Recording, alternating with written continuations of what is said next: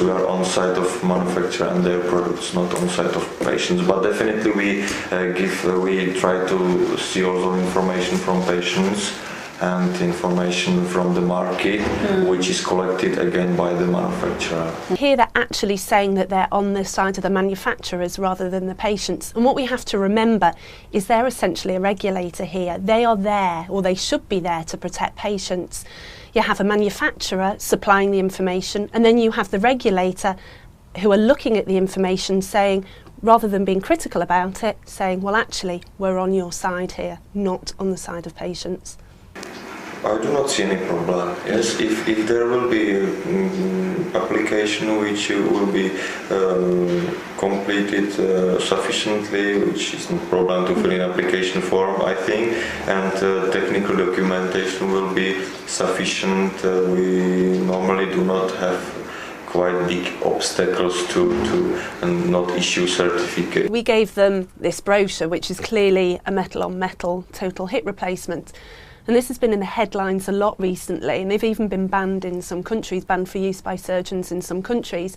So we really shouldn't be engaging in this kind of promise and saying there's no obstacles, or there probably aren't going to be obstacles in the way, before they've even had chance to look at the dossier. We try not to do obstacles on this, yes, but in case the problem looks big, in case we are not persuaded that the product is safe, in case if there is something which looks not okay, we have to solve it, definitely. So we try to solve it and to complete it.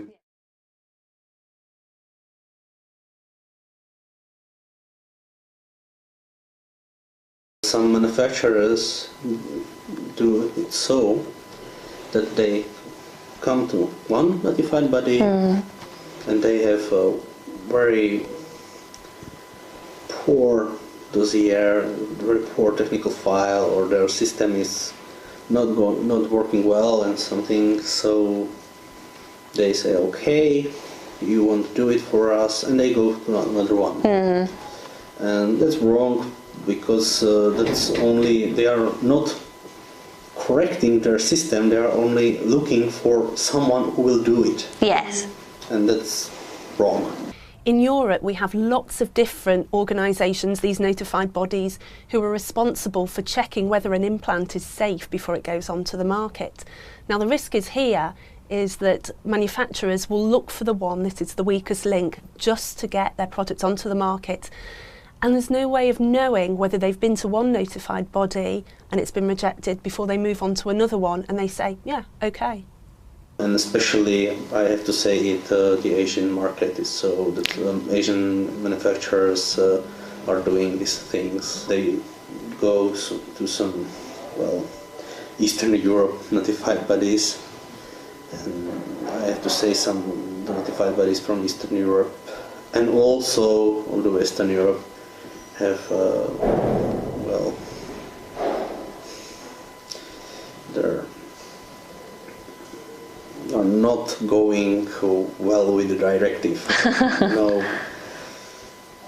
When I've seen some certificates issued for some products, then it was horrible.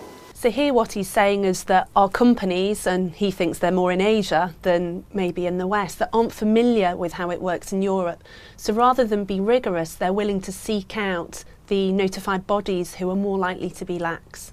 I've seen some notified body that certified some product that, well, it was from Korea, from South Korea, of course, and the product was completely different, the final product, than was in the instruction for use. Oh, really? And it was certified. And it caused here in Czech Republic some issue, and it comes to some injury. Oh dear. So there was some problem. It was certified.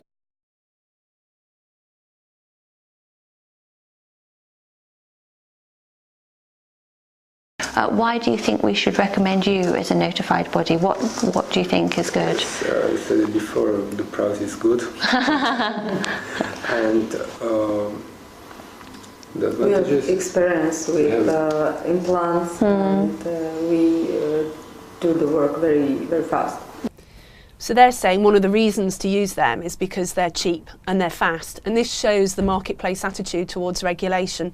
We have to ask whether this is acceptable. So as we can give some advice and some push somehow the certification process, but yes, we have some borders, but often we sometimes we just cross the line and tell him just do this and it will be okay. So therefore we have so high the rate of successful certifications. Here he's just said that they'd be willing to cross the line. Notified bodies are not supposed to consult, but there is a grey area about how much help they're able to give. But we should be asking whether our regulators, which are the notified bodies, should actually be helping manufacturers in any way to get their product onto the market.